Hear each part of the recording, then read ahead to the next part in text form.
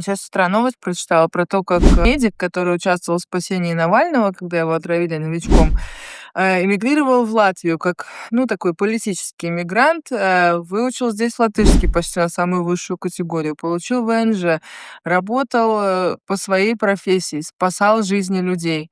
И сейчас его уволили, потому что что? Потому что такие, как он, с российскими паспортами не имеют права работать на объектах критической инфраструктуры в Латвии.